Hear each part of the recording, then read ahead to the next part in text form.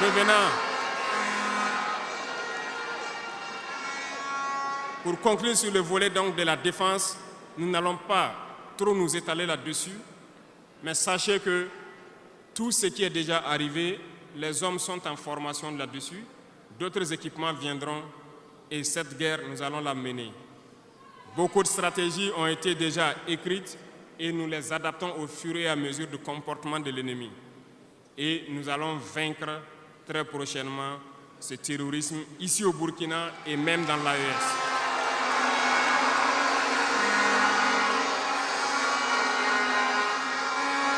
Pour ce qui concerne le domaine donc de la fonction publique, pendant longtemps, nous avons passé le temps à mettre en garde un certain nombre d'acteurs. Mais nous avons compris que le phénomène est tellement profond. La corruption, la mauvaise gouvernance dans les différentes administrations, le manque d'éthique persiste. Certains organes ont été donc mis en place dans le cadre de la lutte contre la corruption et dernièrement, certains arrêtés ont été pris pour ce qui concerne les primes de dénonciation. Le dernier acte à poser sera fait avant donc, la fin de ce mois. C'est un organe qui devra siéger dans tous les ministères pour s'auto-saisir de certains dysfonctionnements, des actes de corruption et pouvoir agir. Et ces organes seront prêts. Parce que nous avons beaucoup de gros travailleurs aussi dans l'administration, mais qui sont mis à l'ombre, qui sont souvent mis à l'écart. Parce que pendant longtemps, ce sont les plus corrompus, les plus malhonnêtes qui ont été mis à la lumière, c'est eux qui bénéficient de tous les avantages. Et je dis donc aux travailleurs de faire attention à ces individus qui sont en train de perdre leurs privilèges, parce qu'ils vont continuer de vous manipuler, de vous intoxiquer et de vous envoyer dans de mauvais pâturages. Faites très attention à ces individus qui sont en train de perdre leurs privilèges, parce que nous n'allons pas permettre à ce que une soi-disant élite donc, qui avait été programmée s'arroge tous les droits donc, dans nos différentes administrations. Le dernier organe sera mis en place avant la fin de ce mois et le travail réel va commencer. Vous entendrez dire un peu partout, à l'issue de ça, que nous ne respectons pas certains textes, nous ne respectons pas certaines lois, mais il n'y a pas de loi ou de texte qui tiennent dans cette lutte lorsque c'est pour l'intérêt de la patrie. Qu'ils se le tiennent pour dire, donc, nous allons aller dans ce sens. Nous avons donc, dans le processus du recrutement, adopté une ligne de conduite. Nous sommes en train de faire un diagnostic, de vérifier les présences et de voir les besoins. Il n'est pas exclu qu'au cours de l'année, certains concours soient lancés pour augmenter des effectifs dans certains endroits. Certes, il y a eu d'abord une vague de concours qui a été lancée, mais dans tous les milieux, ils sont en train de faire le point. S'il y a besoin, je dis bien s'il y a besoin, nous continuerons encore de recruter pour être à un niveau acceptable et pouvoir faire fonctionner les différents organes donc, du pays pour le bonheur donc, des masses populaires. Dans le domaine donc, de la diplomatie, nous avons opté pour une diplomatie commune dans l'AES. Toutes les décisions vis-à-vis donc, des partenaires, que ce soit africains ou à l'étranger, seront prises à l'unanimité au sein de l'AES. Mais nous avons aussi opté pour une diplomatie de vérité. Nous ne comptons pas nous mettre dans certaines logiques de mentir ou de couvrir la réalité, soit disant que c'est la diplomatie. C'est faux. Ce n'est pas là la diplomatie. Je puis vous dire que ce que vous voyez en superstructure, lorsque les gens viennent en audience et sortent pour parler au micro, ce n'est qu'une partie visible de l'iceberg. Ce qui s'est passé à l'intérieur dans les huis clos, ça n'a rien à voir avec la diplomatie. Et nous nous sommes donc inscrits dans cette logique de dire clairement les choses au peuple. Certains vont nous critiquer, d'autres même iront à dire que non, un chef d'État ne doit pas parler comme ça, un chef d'État ne doit pas faire ça.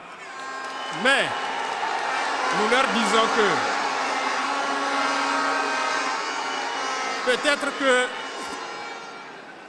peut-être que ces gens qui critiquent de cette façon lorsque nous disons la vérité, peut-être qu'ils ont une école où ils ont appris à être chef d'État, comment le chef d'État doit être. Sinon, je n'ai pas encore vu cette école. Et pourquoi nous devons ressembler forcément aux autres, faire comme les autres? Nous voulons créer notre modèle, notre identité. Et je pense que le Burkinabé, par définition, c'est l'homme intègre. Nous voulons la vérité. Et lorsqu'il y a la vérité qui sort, même si nous avons fauté, il faut que nous ayons le courage de venir vous dire sur tel côté nous avons fauté, nous demandons pardon. Si vous nous pardonnez, vous nous pardonnez. Mais nous ne voulons plus nous inscrire dans cette diplomatie mensongère. Nous avons, dans une interview, parlé du régime ivoirien. Certains Burkinabés sont montés sur leurs chevaux et critiqués. Je le dis, j'insiste et je persiste.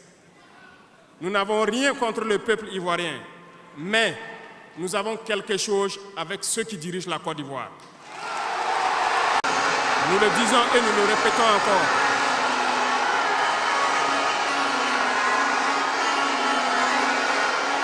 Laissez-moi vous dire quelque chose.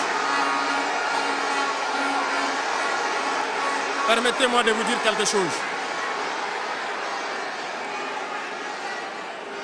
Il y a bel et bien à Abidjan un centre des opérations pour déstabiliser notre pays. Personne ne peut le nier et nous vous ferons les preuves dans les jours suivants. Nous vous montrerons des preuves physiques. Vous allez comprendre de quoi nous parlons. Personne ne viendra nous dire qu'au Bénin, il n'y a pas de base française dirigée contre nous. Nous avons les preuves sous la main. 2 bases importantes.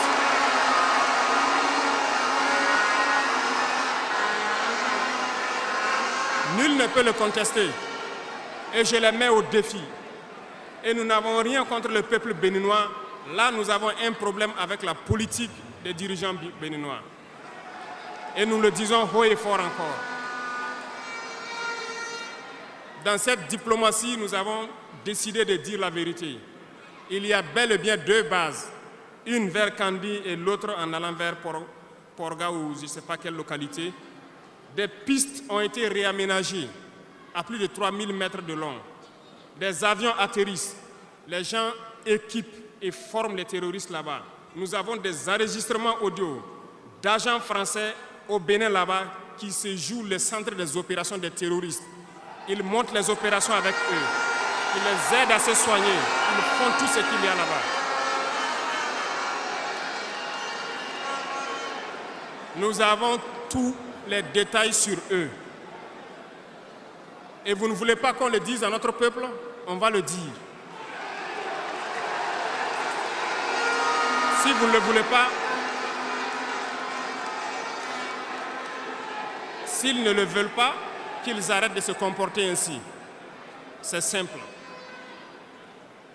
Nous n'avons forcé personne à prendre son indépendance. Si vous décidez de rester dans votre situation, mais ne prenez pas vos pays pour en faire des bases arrêts parce que ce sont vos populations qui vont en souffrir après. Et ce n'est pas une bonne politique. Nous le disons par expérience, et je le répète toujours, le Burkina a été une base arrière pour déstabiliser certains pays. Et ce n'est pas bien. Le Burkina a été une base arrière à un moment donné pour les terroristes ici. Voilà le prix que nous payons. Donc, pour prévenir les peuples de ces pays dont je parle, doivent parler à leurs dirigeants et qu'ils arrêtent cette politique parce que ça ne les arrange pas du tout.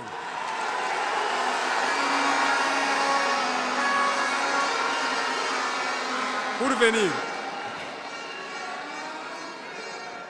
dans le volet communication et culture, nous avons lancé plusieurs initiatives. Au cours de l'année 2024, vous avez pu célébrer avec nous donc, le mois donc, de consommation locale. Nous avons eu les journées traditionnelles, le mois du patrimoine. Beaucoup d'activités ont été menées. Nous allons continuer à ramener en surface donc notre culture, parce que c'est de là que nous retrouvons notre identité. Nous allons continuer des actions dans ce sens, à mettre en valeur notre culture. à mettre en valeur donc nos coutumes et à mettre en valeur le vivre burkinabé. Et nous souhaitons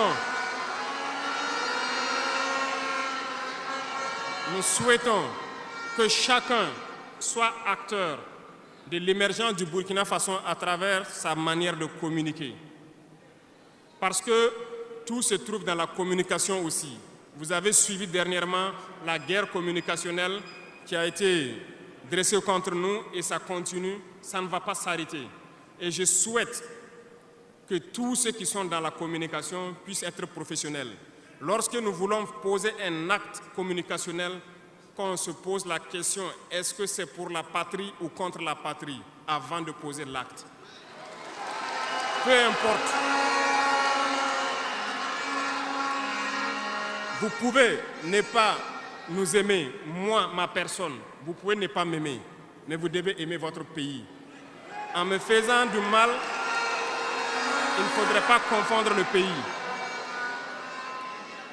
Et donc, la politique dans le domaine de la communication va devoir aller dans ce sens-là. Et nous serons obligés donc de recadrer la communication sur tous les aspects. Et c'est cette ligne de conduite qui sera donc adoptée. Nous n'allons pas permettre à ce que des Burkinabés communiquent contre le Burkina Faso. Nous allons toujours nous inscrire dans l'éveil des consciences. Nous devons pouvoir sensibiliser les masses populaires pour que les gens comprennent pourquoi nous devons nous battre sur tous les volets. Revenant au domaine donc de l'agriculture, comme vous pouvez le constater, nous avons lancé des initiatives depuis 2023 et cette année, l'offensive a été lancée. Ça se passe plus ou moins bien. J'aimerais donc que les gens comprennent que nous avons décidé d'accorder une grande part de notre budget et de notre temps aussi au monde agricole.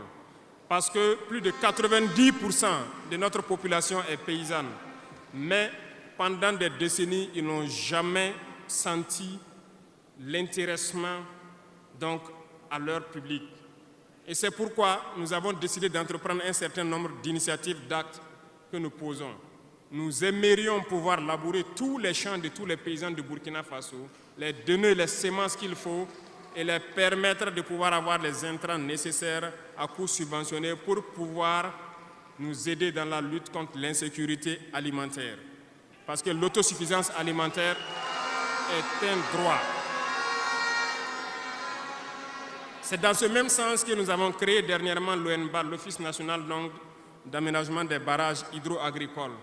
Nous allons l'équiper parce que tous êtes témoins dans vos différentes régions que nous avons beaucoup de retenues d'eau, beaucoup de barrages, mais qui sont ensablés, qui sont bouchés. Et nous avons la possibilité de faire d'autres barrages.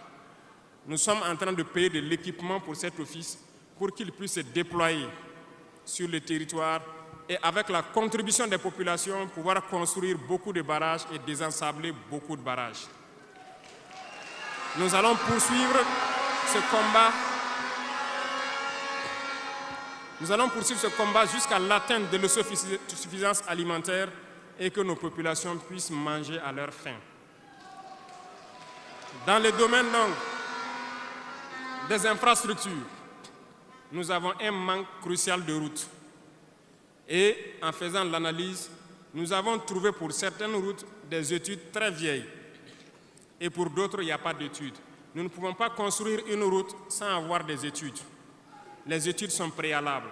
Voilà pourquoi dans ce secteur, nous avons ordonné au ministère de faire beaucoup d'études sur beaucoup de tronçons, ce qui nous permettra donc à l'avenir de pouvoir lancer des travaux et bien faire ces travaux pour que ce soit durable sur beaucoup de tronçons.